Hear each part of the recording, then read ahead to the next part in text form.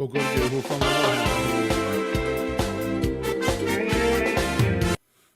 hu whamoe ngā hi talamalu e whanua, ka mai ngā hi talwhatapu kotoa be. O ku whaafatapu atu me heni, ka ada moa e whainga maari e koe ni, ke o atua i mo Polokalama Mavahe ko ia. Koe whai ai whipata ana aki pia mo toke tā Siuta Laulaupea'Alu. Ai koe taha eni, koe fofua tonga eni, ko ne ausia ki tumutumu ko ia, o ne whenga ko ma uhono toke tā filosefa i he computer science, ka kono mala e koe i he cyber security. Aia i he whainga maari e koe o ahoni ko whiwhia, ke whakahoko atu pe hono taitai lerei, o ki modolu kotoa pe ka inga, ko mo ilotoni, ko iloi pe koe aholahi eni o e Spotify kolisi i tonga eiki, ko mo wau ke he ongosia he mamata ki he ngahi spoti, mo e lova ko e tau whanau i tonga eiki, ka ike, ko e whainga maari e koe ia o ku ataa mai pia mi he toke tā, o ko loto koe ke o atu ha whepotala o ki mo ia, he ilo na aonga ki e tau whono ngata tau te whito ke te ki tau tolu, ai ngahi whamiri tonga koe ko tau hiki whanua mai, ke ngahi whanua muri, mo e tau whanau o nofo ai. Ko ia i hene pehe, whataonga pehe kainga ku ongo le rei atu ka tiki mou tolu, ai tau Polokalama mou tolu koe mo whaamui mai hi YouTube, mo kataki pehe kai ke lava o atu ai live ki ai he tainimi, au ku live atu pehe tainimi i he Facebook ne Vipon Media i he Facebooka, tok ose ma Polokalama te utoki upload te atu ai Polokalama i YouTube ke mo mamata ki ai. I ahoni foki ko whiwhia ke tata le rei, toke tā Siuta Laulaupea'Alu, ke Polokalama ni Siuta malo e tau mau e ahoni pia malo mono tari whakawhi, ke kau mai ki he Polokalama he ahoni whiwhi haki ai whiduna, whiwhi haka waikato pia mo e ahoni. Malo pito solo pia kou whiwhia i ho whakawhia mai e mutu atuani ke kau i ho Polokalama pia kou whiwhia ke ha mea te wala wahe atuai. Leo mo koe mutua koe ni koe mutua tae iloa. Ka kou whawhira i beke o tua koe ui koe omi e whainga maari e koe ni. Ka kou whakamaloa ke vipon tonga sol. Io o whakawhia mai e mutuani. Ka kou whiwhia ke whakahate mutua koe ni. Ko Siuta Laulaupea'Alu te ingoa. Te lele mai mi o koa wawa. Malo sol.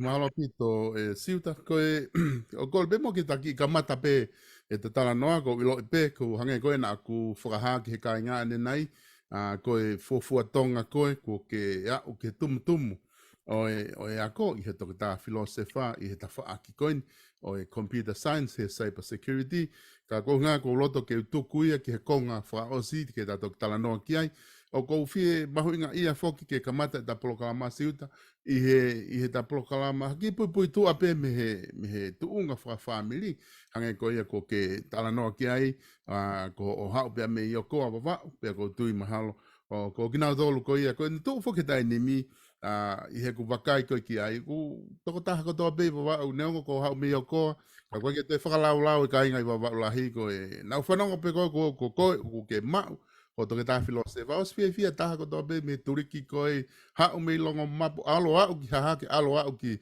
wahe motu, nau whiwhia ko toa be, ko ngā i he lava mea koko ki whai. Ka kiki o mai mua ha ki i pui tu hau whamiri e Siuta. Malo pitu sol. Pea, koe hange koe launa te tupu pe mo whaele i kita i o koa. A te tupu i he tangata e ki ko wala fo Siuta Laulaupea'Alu na e whaele ia i makawe. Pea ko ku whine e ki ko leo tisia hei la pōri. Pea me i o koa pe. Pea na mau nofo pe i o koa. Pea mau tutupu hake pe ko ki koe family ko ni ko family. Masiva neongo masiva ka koe ke masiva. Ai whenga i he lotu. Pea na hoko pe lotu koe makatu unga ia e family kake o ko mau hoa ki vale te latu Laulaupea'Alu me hunga wawao pea ko vale ti koe e tamai ana me koto kake koe ku whine eiki ko le tsia ko ne ong mātua ana me niwa toputapu e ne tamai ya no ko ngatu ka tiki motol solo me le matua. Ya ko ku fine ko fa ko fine iki ko neo mai saluni ko se fine ya o ei hafeva hapai pa mo faka kai hapai. Ya ko kui ko tamai mo ko tamai ya mo ne fae ko kau o mai o no fo ova yo ko ka ko ki matole ko kau fisi pe mo kau niwe ma o mai o no fo ova yo ko ya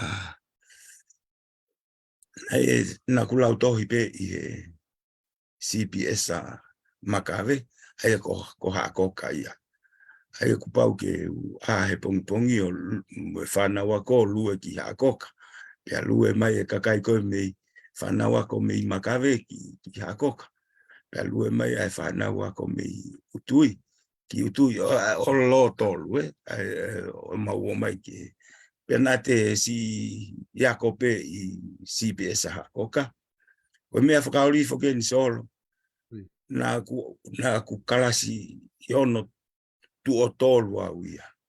La kalasiono to, kalasiono no wa to.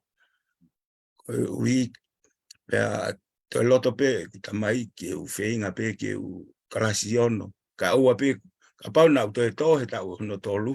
Ne to kalasiono pe. Na loto pe tamai ke u kalasiono. Ka ole va pe ko lava me ha koka pe ko si piesa Makawe ki atere. E ko ui ko na tolu ko ngai tamai akuia na wako ko to pe na tolu I atere. Ya fai ya tu pe feinga o kalasion tu tolu o lava hu mai o lava mai ke kolistonga. Ya fai mai ai ka wahami bava o mai o si I hu ke kolistonga o ako I kolistonga. Ya ma whainga mahari o si tafi lewe holope potuhawe ngai potuhawe holope I tonga. Ie tafi lewe holope ai pia o maue whainga mahari ai hoa ko hiko hoa ia na ngā whkanesi. Pia mau no whainga mahari o hau ia ki Waikatoni ki Hamiltonini. O mau ai mau ngā ue ai hoa pia mau ai ho mau whainga mahari o mau tuku au mai hanga tonu mai pe me I wawau hanga tonu mai ki Hamiltonini I he wafe mafitu ko ki konga pe ia mahala te kanoa ki ai solo. Maho inga pito ai whamatala ko ni ke whahoko. Ke tā ko wilo I pe whoki hangai koe ko ke tala noa ki ai o ku ai whoke toko lahi mana doria hono tala noa na ku klasiono to o tolu. Ko ngā whoku ai whoke tau kananga whoku tau whapehe. Ko ne ala tātea ku tau lau ku hataha ku ngā ku tau satu kia koe ke fusai ene whai whinga ko ia. Tā tau whi lau koe klasiono to o lahi. Ako ku hinga o toko lahi koe ke nau loto ke nau tala noa he ta whaako ia. Ke tala noa pifoki ai pui tu a koe ni ku ke iho aluhake. Ka ku ngā pia, ane osiko ho ako koi wawa upa ke nake ki ilawe ki atere, nake pake hurewa ki atere siuta, ai? Ko ia, e solo ko mea tatau pe. Mea tatau pe hu mai ko ki atere. Ko aloa ke he form 5 o repeat to over form 5 ko uhi. Ko lava ule son ke ko to a Englisi. Pea fai pe na yanga fe. Io pe kono tau hono wa ia ku repeat ko I form 5 pa lava leva hu hake o form 1 pe ko mea tatau pe na ku CV he uraki CV he uraki form 1 o to lava u lesson ke ka to Englisi pe ko ne to tau hono wa to pe mo ai ko CV hu ia ke university because na ilo he time ko university entrance because ai na to CV hu to over university Pea nā ku toi tō pe ai, koe tō e kure soni Ingilisi. Aia koe tuunga e nā ku au ki ai, nei kai ke lava Siu University. Kai ke ne si o mai lewa tuku au mai pe, ka hangu ulawa nai mau pe ki ngā au e o tafi vewe holo pe, tonga I tonga, pea mau e koe whainga maari e ai hoa, kan e kai e, mau whainga maari e hoa ia ke o mai ki New Zealand.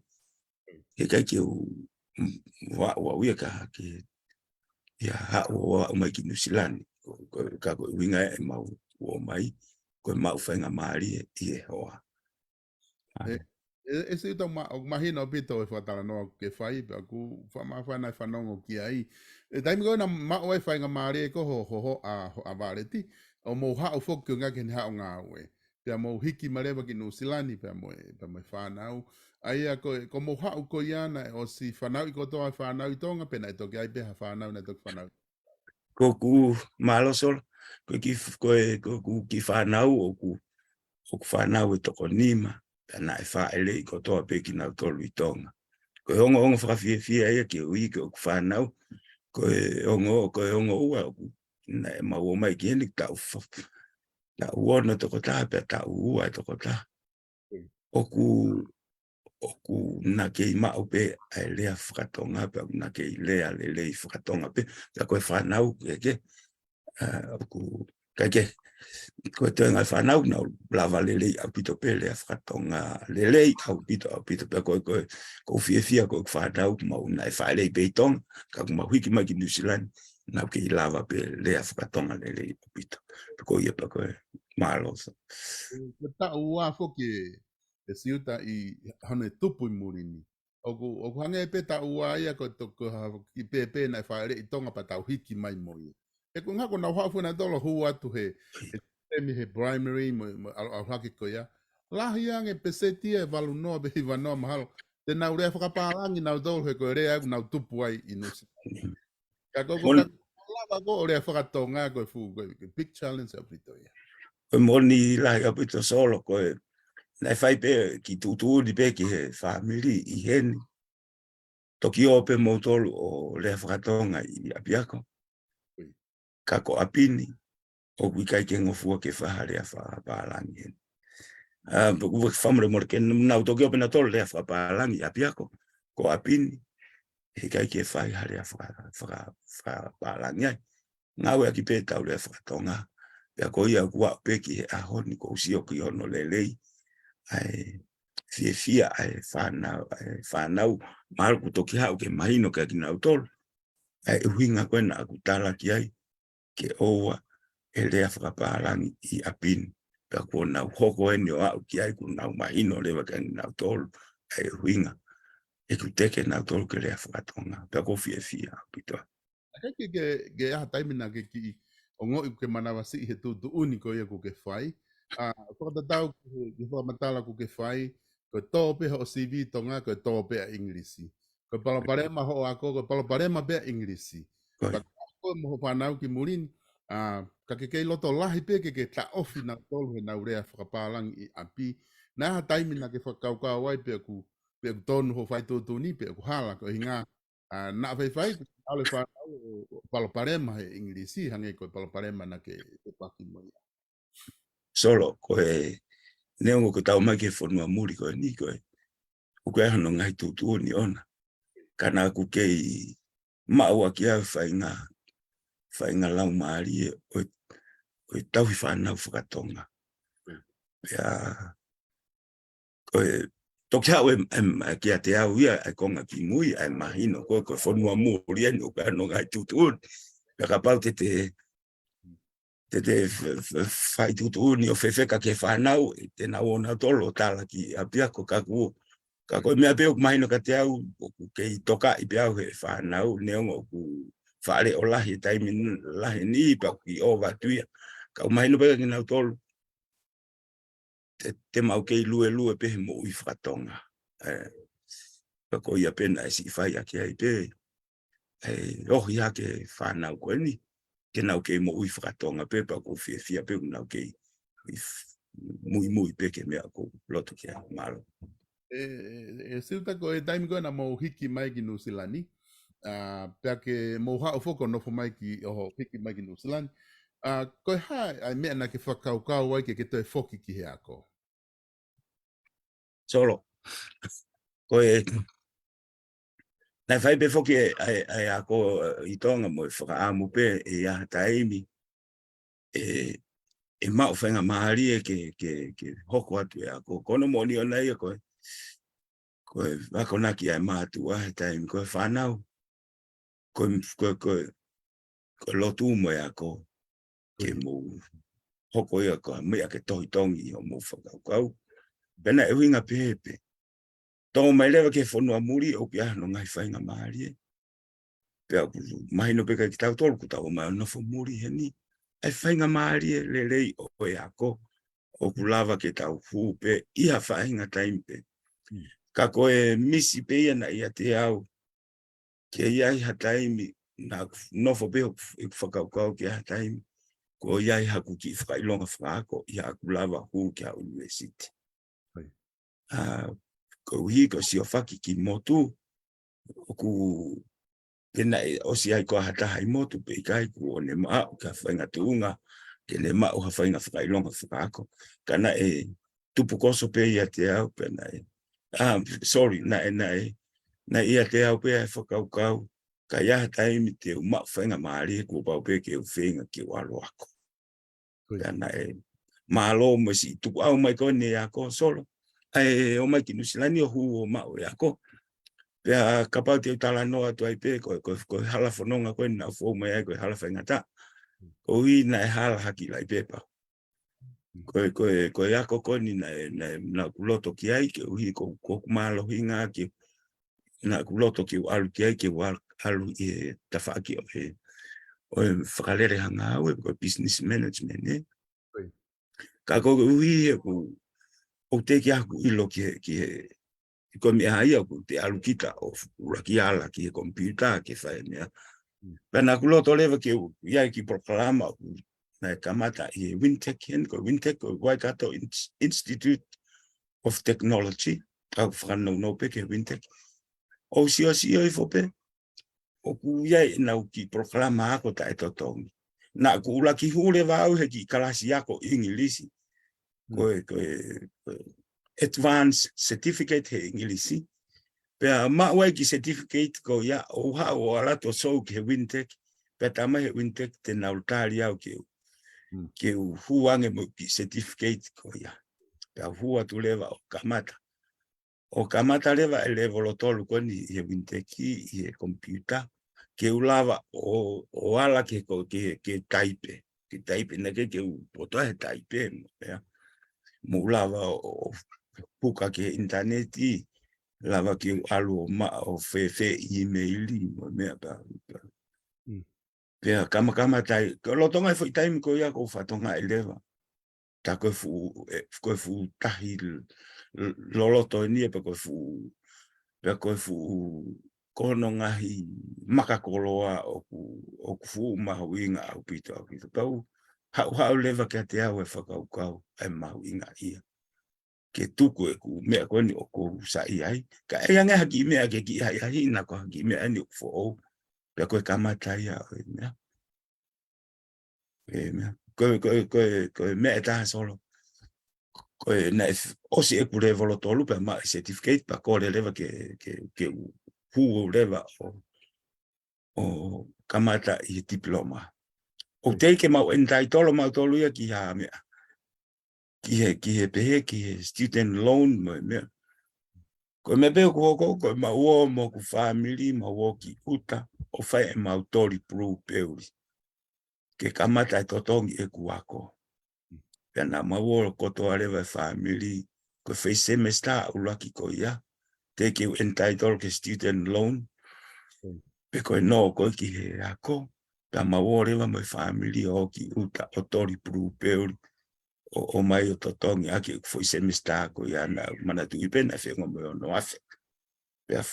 Ko foi ono afe ko ia na fai aki pe tori aki mau tolu e whanau me uta. Malo sol. Whakamawhana pito ai talanoa ko o no fe aunga mo nie he o siu at ke he au ni Kai. siut pe potol ko mo to ki hu mai ki he tau Polokalama au ni o go he ni pe mo to ke ta Siuta Laulaupea'Alu ko to ke ta filosofa I he computer science pe mo cyber security ai ko fai kai ai fa talanoa au ni siuta ko tu unga ko ia hange ko ku ke talanoa ki ai kai ki ai hala I certificate kana ke feinga pe o alu pe pe ke alu rewa o hoko atu rewa o tari koe ke hu ke university o whakahoko ai ho ako. Nā ke amanaki pe koe te ke pena ke lotolahi pe koe te ke whainga pe ke au ke taupotaha pena ke whakaukau pe koe koloa pe ke mauha o whailonga whakaako mungai university muri ni pe ke malolo ai. Ko wika rosia mai ko e whainga maari e solo. Pea moe loto I fie ako ko ni ko I te au. Pea naku kore naku ositala pe ki hoku hoa. Mariti. Maloin ko ma we whainga maari e. Pea ko loto ke u whainga ko hae tau potu ta. Te wala lava o whainga. Ma upehe o ko aku whakata. Ma te upehe pe. Te wala tu pehe mea pea pehe kapau te alu o whaingata pea u whoki mai mea. Maha pa I o mai pe to mai ko ke pe ke kamata ke mai no ka. Ka mahalo ku. O mana te whakato mala ia. Ke kutalangi. Ko tu ko ni lawe foi tau hongo fulu me tauni. Na fua hu ai. Lau me ai te whinga foi tau hongo fulu ko ia ko au ia te walau ki loki ako ako. Ka ke whai lewa koe ai tu ku hua ko iam kana ku loto pe. Ke alu pe ke tau potu taha te wala malawa ko ui. Ko whainga maari ko ni o ia ko I whonuani. O ku whainga maari pe whai atu ai mea o mawai rak whainga o mawai diploma o skoia pa hika ke lewa olo ko ni bachelor o maulewa. Pea mau pe hoa ia te whakawhisi. Pe te kume haku ngā au pe tang. Na ke manatu I bena o stala pe kako. Tuku ke mai ke o alu ke university. Ke o alo whainga. Pea ko alu lewa ke university o hoko atuai. Pea nai toi osi koe ai master I university. Pea ko toi pe mahi lewa hoa. Whiunga ho ako. Ka ke haua o ngā au. Ke toko ni mai ka tea. Pako tankia. Mantu e tātu ka koe. Foi tau hongo fulu. Teu ke whai pe ke foi. Pea whai pe lotolahi ke hoko atu. Pea ko iai koe. Ko tuunga au ki ai. Nai whai aki pef tau mua ke au ke tumutumu malawa ke au ki ai. Neongo kamata ko whakaofatu. O hange ko lave ko ia ko supervisor. Ko kamata tu ko ulaki ko ke winteki ko makana si na si. Pea tau hono wa pe ala ke opi. Pea tau hono tolu pea toki ala ke lewa. O ai umahino lewa. Ai whainga tūkunga ko kua ko mo whainga. Ko whainga aki o kulele ta. Pea koe tūkunga ia nei. Malo sol. Whakamawhana pito toki tā. Ai whakatala noa koe ku ke whakahoko pe ko hinga hai ku ai moe ni ku nau mamata mahe Polokalama ko ai taha ku ne ko meni mai o whakaha mai ni whakamalo ia ai wahe ku ke whai he hala whanonga ko ho ako ko hinga hai toko ni lahi ka te ki nau tolu. Tato hito ki nau tolu e tahi whanau. Le ko ai whuke taimi taha siuta ku o ala ke pe tau whanau pa te siot pe kita ke tamakoe pe tango malolo ko alu ko ki he o alu huo ko ngau reipa ko hinga he kai te ke sia a koi loki ako ka ko hinga ko ngai ko whakatala noa ko ni ku ke whahe au ni o kune whakahalaki ko toa e ia e umea pehe ko hinga ta ko o ke he taha o ku kai ke sai ene maka au ke taha to ene inglisi ta ko o ke iai pe whainga maari e ia Koi. ko ia ke alawa pe ia o aloa o ke tumu o hange ko koe. Pe neongo o koe fuafua tonga koe o ku ke a o ki he tumu ko ia I he mala ai ku ke a ko ki ai. ka e whakotu he kakai a huhingoa I mua, o nau whakatā aki, ka paurewa o ku nakaike ke tupu hake ko ia o ku lava ma o peho sivi pe koe whita e taha pake alu, sivi pe koe ke kaptene kalasi, o te ke fo I ko ngā seo ka toki tā Siuta Laulaupea'Alu, ke fo I e pe alu pe alo au ke tumu ene ako. Kone tu koe tai ni mi I he osiko ia koe ai whenga koni ko ke whai, ke whanonga mai ai whataulahi.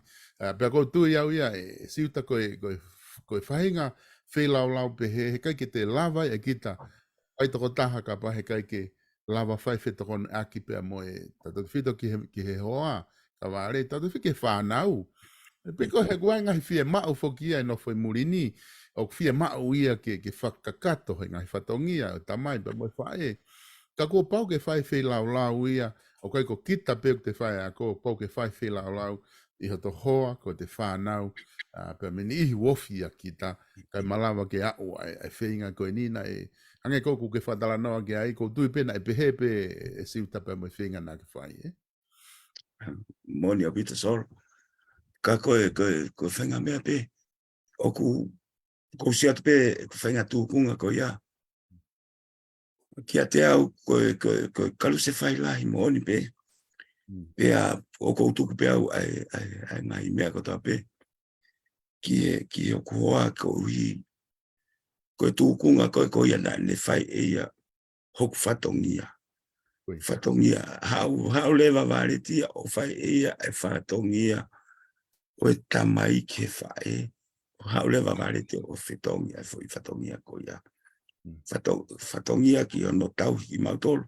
Whatongia ki ono mea whakapaanga. He kai whoke pūri ia ki tau tolu e nofo. Murini ano ki koe mau e paanga ke tauhi a ke whamili. Kai ke koe hoana e tu I he taimi ko ia. Kana na whanonga pe I mua pe au hau ki Nusilani na whanonga he fo I lea koe. Oku I kai ke nau lawa o whakatauha nau api. Ko hiuk nau lotonga nofo I taimi koe a ke whinga I nau whanau ke ako. E solo koe mawa umai pe na ospeta o lima. Pea lava whakatau ki I whare o mai ko ia. Pea nofo lewa vareti o ne mea whakapaanga ko toa pe au ke tā ai whare. Mantui foki oku koe totongi whare ia ku pau ke totongi ai wike ko toa pe. Lava e vareti totongi whare. Lava ngai whatongia ke. Kau nofo taha pe ke ako. Koe tūkunga ia ko whamalo ia e kumari. Ko ui kone nofo taha pe ana ia ki mea whakapaanga. Kau si nofo taha pe ki ai ke whatongia whako. Pea o koe ngai makatuunga ko ia. Koe harewa aku toe. Whakawai e whai. Ka pau ku haua mareti o whai e ia. Ai whatongia whakatamai ki e whanau. Kau. Ka mea te utoe nofo ai o whai. Ko kurea ko manako mau pe ke ulea aki hek whanau. Te ke lava pia e koe. I fu lea ko ia. Te ke lava pia e koe. He ko uhi ko ni ko sia ua kia. Pe ko fu lea ia ko tuku mau pe I mua ia te au. Neongo ene whainga taa e whanonga anga. Neongo ene whainga taa e le soni. Ka ko fu lea koe o kuwhai. Ko manatu I mau pe e ku lea koe o kuwhai. Te ke lava pe e koe. Pe ko uhinga pe. Moni a pita. Teu, ko wakai fo pe, teu ki hulu I atu e ki ata ko nihe ko sa ia ki hulu I atu ke sio mahatau ka inga. Ko tui aho, taha ene ngai aho whakawhia ke te koe. Ai lava ke tangutu mai, o ke to'o mai e ngahi tatau, ai aho o physis koe na ke tohi.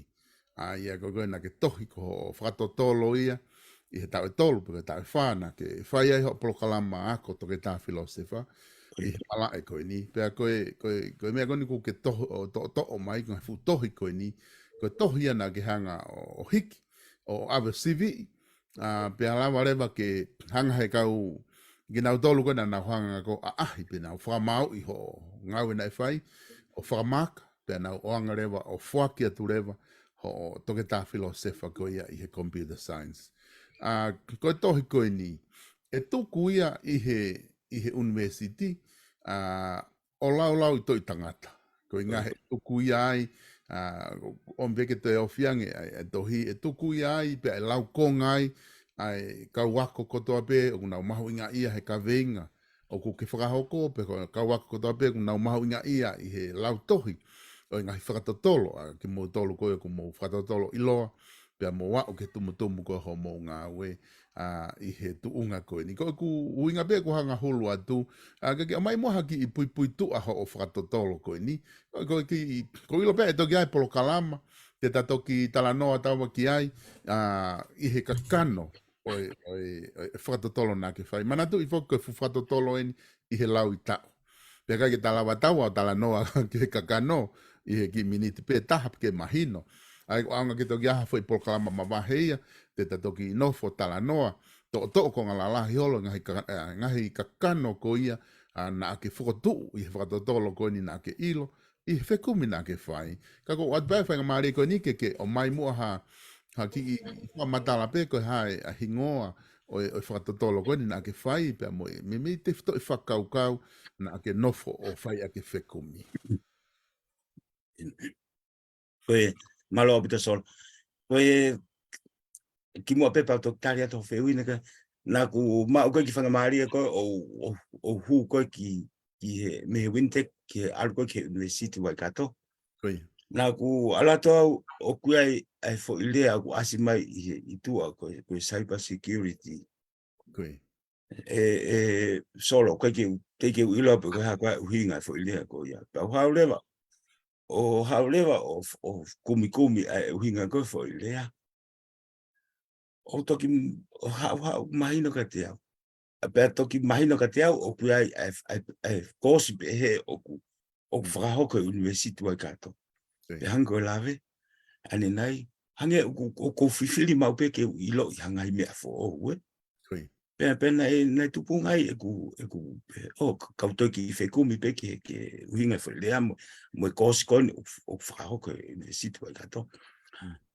O toki ilo rewa e au ia koe proklama ako ia koe ia koe proklama ako fo o ia pa koe university Waikato na koe kinau tolu na nau fufua ho whakaho koe proklama ako ki whika waki mo cyber security koe tempe koe tau tānoa ki cyber security koe ki mahino pe koe tau whinga i ke malu e tau ngahi ngā ue whaka computer me he malu me ngai au whakamāmani lahi koe nuku lotonga ue si ai a māmani he ngai more ngai whakamatala koe ngai koe kaufoke ngai whakamatala whakapuripuri me ngai whakamatala koe ia he mahuinga au pito ia he kai ke tauhanga tautoro whakamahuinga e whakapaanga e ngai whakamatala koe ia ia hange ko au ia ki ha more lahi au pito koe kawinga lahi nia ko tālanga i māmani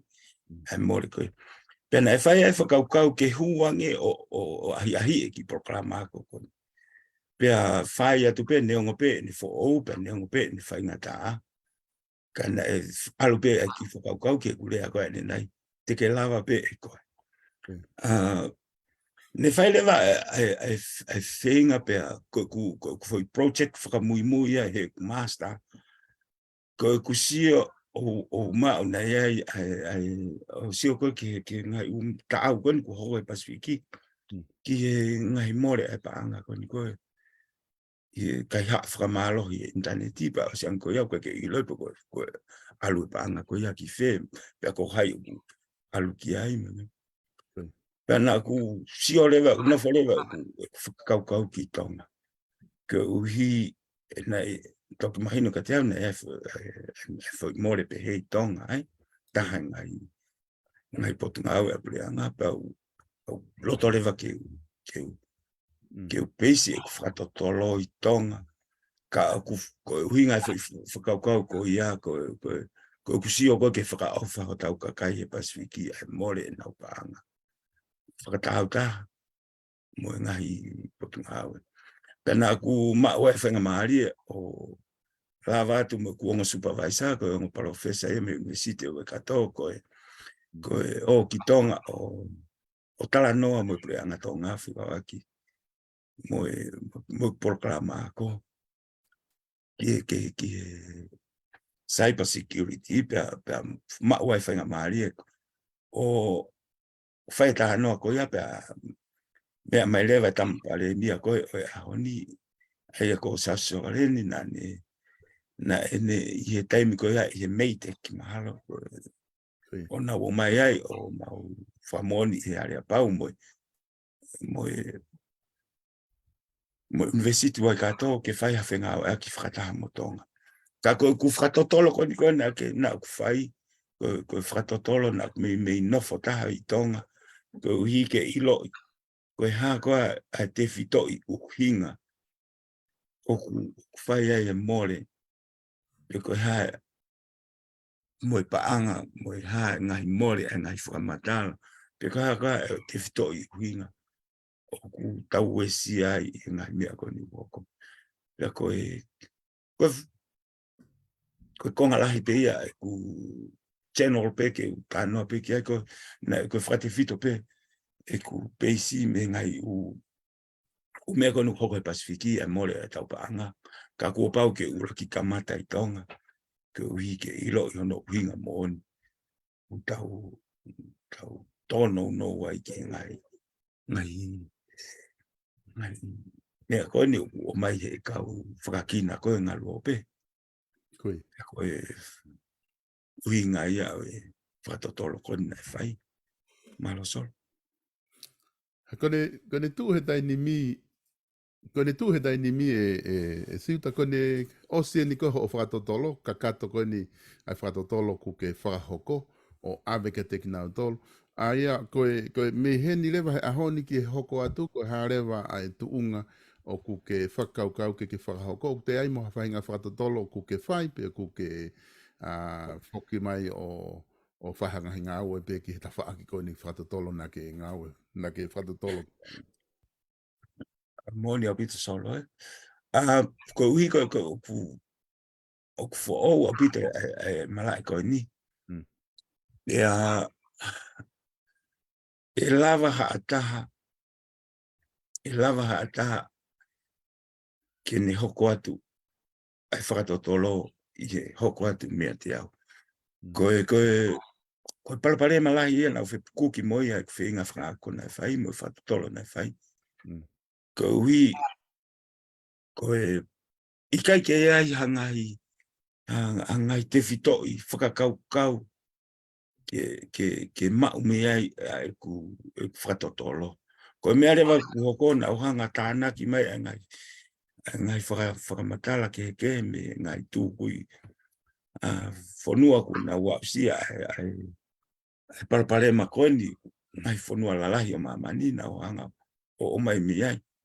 Pau toki hao lewa nofo pe ono whai ono whakaukau i hawhai ngā whaunga ki whakafoki whai ngai ngai case la lai ko hoko i muri ke whakafoki mai ke alo hipo ki lalo ke whakawhio pe ke na whina pasi pe ngai ume hoko i tonga pena iai pe ku whare i ki he taha ai whanau wako i tonga pe ko e taha ia ha ngai topiki lelei ka pau e hoko atu ha taha ka pau e hoko atu ha taha i he proklama ako master ka pau tene hoko atu i ku pepa i ku master ko aku kene hoko i atu me he petse la ki master tene lava hoko atu aki i ku whatatolo ko i master ka kone tū ko aku ke ka hau ko loto pe ke uto e hoko atu pe ngai o mahino ko atonga ai ka pa e te lava o mauha ngai whanua tā me Pasifiki ke na kompea mai motonga. Ke lai ko ngai uwhamatala ko mau. Ko ne te tokoni angia ke mau hinga te fito. Hinga te fito. Ke he pefo. E iai e tau whela ve. Ko hui ia e tau whelave, ko uhi e Pasifiki, e tau whenga tui whakalotu e. Ko mea o ko tui ki ai. Ko uhi he ku haa mahino me whakamatala koe, me whatatolo koe me i tonga, neong koe sainisi, o halua pe sainisi i he no ta whaaki. Ka koe ku haa mahino koe whakamatala koe, me ako nei mao koe ni whatatolo nei whai. O kui ai, i kaweinga koe ni cyber security ia. O kui ai ina whelave i lahi au pito e mo lopu whakaristiane. Pea ku hango lausol, te tatoki ai hata tok tāla noa atau ki ai mui ki hono uho e whatolo nei whai. Ka koe mea ko koloto koe ki ai ki kapau e te lava o ilo ki a ki whonu e taha, ko hamoa pe ko fisi. Te lahi nga whuka fisi. Kapa ke o mai ki patau toki o mai e ngai u whamatala ko ia toki tuku e te pilepa toki whai hanu whakawhia wana ki. Kai tuku a peke ki pāsi atu e. Mo ne pito siuta pero tu he ku ke whakamatala whoki ai whinga na ke whai pe mai mala e koe ni ku ke pore ki ai aku mahino ke te au fufo o whoki ai hu mai koe whai ai Polokalama pe aku tike ki hange koe lau ko hango ko whakamatala ke loko lahi ngahi mea tike lava o resources ke lava o lau konga mea ai mo ke lava whai aki ho ngā we ka kou tui mahalo koe ni ku ke au ki ai. Ko di mahalo e whakawhalala atu e kau ako koni kuna aloha ke he tawha ako ni. Kia ngahi whakatotolo he re volo tau potu koni ku kei ai. Te mo whakahoko ko hinga e toko ni ega nau tolo he tu uhe ko wakai whafoki ho tohi ko e ko lawea ngofua i he ngau e kāka o e ngā luope i he society tonga, lolo tonga he. Ai a ku hange ko whamatala ko ke mai ke whaampe e lawa whaha se wakai ke ngai whanua kau ngā api ko fisi ha moa. Pe fe tu unga ku na ia ina tolu he ngahi lau he ngahi ngawe ka go ni he ko tui go fu ngawe go ni o fraili fia au pito ai taimi o kuna wala i o kai ha go he nga luope e go tui mahalo ku asipe ho i ho whamatala siuta ka go ilo pe mahalo te hange go ku o talanoa e to kia ta foi Polokalama pe ko kore pe ki na tolu na whanongo e to kia pe foi Polokalama te matoki whenga ke ma tala noa atu i he kakano ko ia o e fisis pe ke whatotolo ko ni toke tā Siuta Laulaupea'Alu ko ngā ke mō ki wakai pe ki ai ka koe angai he ne tuu ko he taini mi pe ke ki ngā tai ko ilo i pe ku ova e ta taimi he taimi na ukore atu ka koe he ku ke whemo e kina he ngahi ngāwe ke whai ka te o atu pe ai ki wheu ko ni ke whai pe hau ki i whai mo hau ki i ako naki pe po hau ki whaloto lahi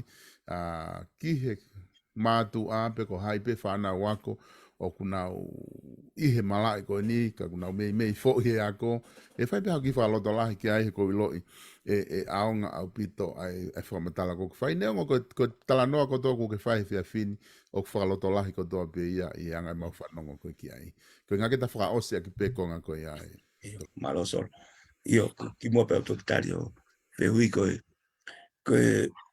to kia ki whakamari e te utoki alu lewa o ave e ku ono tohi e ua ke ave e ki e preanga tonga ke mo alo toki whakahoko pe ke preanga tonga ke pare mea pe ki ai koni neongo ko wako e aku ko wako pe aku e New Zealand pe na fan pe e New Zealand ka ko ape o whakamalo ki pare mea ko e ni ku mo whakamalo ki na tol ko wina na o mai e ngofua ma aku ke whai e whakatotolo i e preanga tonga ka mo alu pe o whaki kei e onki e tohi koni e ku whatatolo mo whakamalo pe ke na tolo i preanga e na ofa mo na ko ni mai ma aku ka ko e ui pe ko hang pe ko pulau ko ke whakalotola i koni ki mahalo pe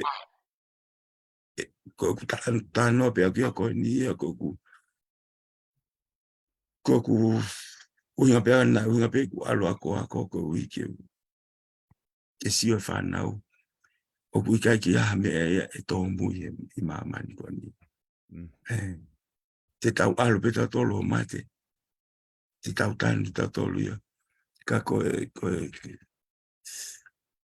e kei tu loa pe o tau, e tau ngā ue o whai, pe a pe ai ki tohi koni ku nai whai hana mea, ke toki ao ngai ka tā, ke lau tohi ai, ka koe taimi koni tau mo ui, tau kei maua e mo ui, tau ngā ue ao ngā ke taimi, e koe lotu ia mo e ako ia, e te nā ope nā ua ki e osi ngā mamani, ke alu pe lotu ia mo e ako, ka koe whakaloto lahi atu pe, ki nau tolu, koe uhi, e ko ki lea, neo ko ki lea o whaingo fua, kaku, ko wilo pe o fu loto au pito, ai ko lea ko ni teke lava pe e koe, ka ko kulea pe au whai ke whanau, ka pau teke alatu ki a whitu o ke whaingata i ai, ka ke oake pe ki fo lea ko ni, ka ko ki fo lea ko ia o ku uho mai me i mui, koe o tua o ku i mui, pau kune, pau te hanga lewa o, ko unga pe akua,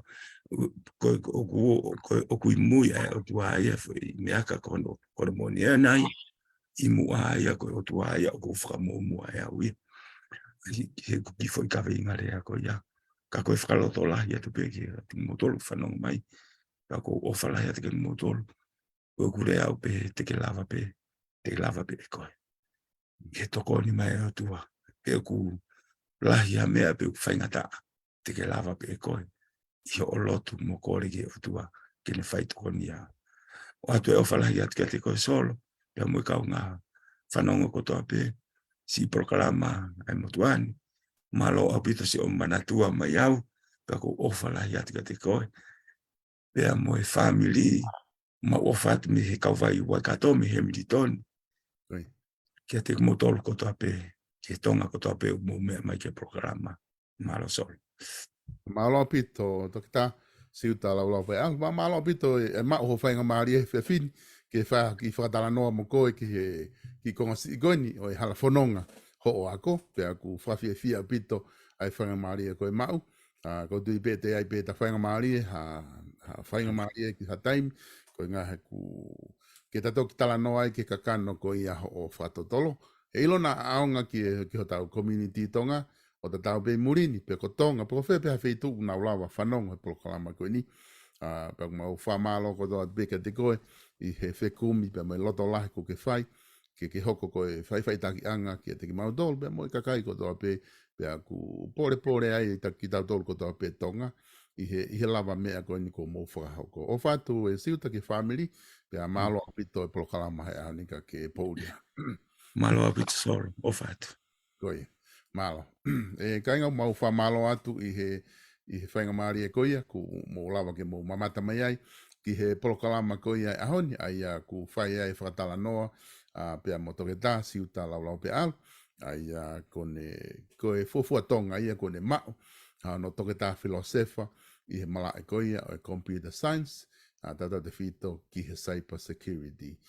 Malo pito ho mo mea mai, pia wha malo lahi atu ke te modol ko toa penga, hei kau ta, o ku mo toko ni mai, I hono sponsor e tau ngahi Polokalama, wha malo lahi atu ke te modol, I he toko ni ko toa penga ku mo whai, tato te fito ki he tau taha finance koia, a South Pacific Loans, Starek Tupo, noa walu nge au, walu, hiva walu, ka pa uku ke fia mau, hapa anga whawawawe, teke lava pe whetu taki, ki a Starek Tupo, I he fika telefoniko ia. Paka taha pia nau kau ngā we, I he finance o e noa valungi au, South Pacific Loans, I he noa valungi au, walu, hiva walu, te nau lava o tokoni atu kia te koe. Ka ki ngā tai, ko tau page facing store I loto nuk alofa, o ku tumo lau e tau ngahi wala ko tau pia ke whakame, telefoni ki he ua fitu tolu ni mao no, pe koe walu ono, nima tolu ono.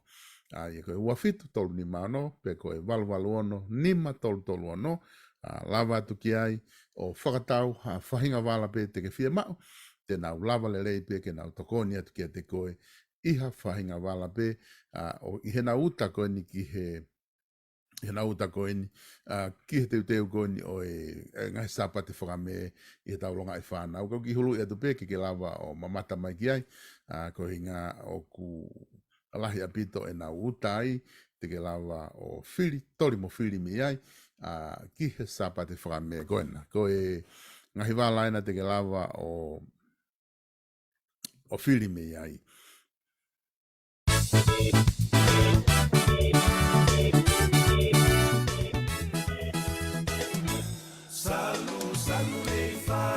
Pangi wala ki he, pangi suti ki he lai whanau, su mak katoa tu peia, me he page fashion store i loko na alofa. Te koki ki pangi wala ko ia whanau, waha tau walu, tau tawha, mak wat be mo iai, he kesi ko ia ki he lotu, mak wat be mo ia iai, te lawa te wau tono ki ai ko e suspenda, ko mak be mo iai, te he koki ki he wala ko ia kia, te he tau whanau te pine, mau katoa ia. Mea teu teu, lipstick, tu kaha kua whainga mea koa, mak katoa, katoa au pito pe, kami he page fashion store, loto nuka alofa, ia te ke lawa, te tu kasi hipo, kihe, fika telefoni ena koe uapitu, tolu lima, uapitu tolu lima ano, te koe walu ona, lima tolu ano. Koe ngā tai e tau Polokalama, kihe ahoni, whamaro ahe te modo o wabe, kamo mea.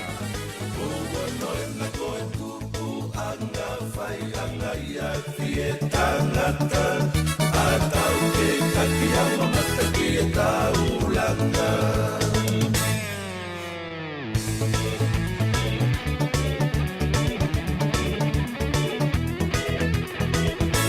Te ki puna ki e rua futo puna, o kanunu ai halata ufa, e waki whakai ki e hala, puna si ono whauna. O whakawhe au hei kakoula, mo manatu i beta o live stream ai o ku maulawa ke hulu hau whainga kātoanga te tamahe ni ihi ka te au o mawhakaukau mai ko o hinga ki ho Polokalama mai koe ia o whakahoko mau si o Facebook ke he te Polokalama koe ia ko live stream ko aloatu au ke whaitu whai hau kātoanga mai mea whai tā hulu a ho kātoanga hange koe ka live stream na mau whahoko he tāna tūnga koe ia i he kātoanga i koe ia o toke tā Siuta Laulaupea'Alu. Pe mga hi Polokalama ke he pe koe maari, koe whai aho, koe putu, koe tanak tuunga, koe hapea whai ngā Polokalama whakasiasi, koe reunion, ka aku kei nuu silani, wake whetu taki mai, te maulawa a atu ki hawhainga whetu peo ke iai, o whahoko ai live stream koe ni, ke mamata mai ke ai, aho whaniri.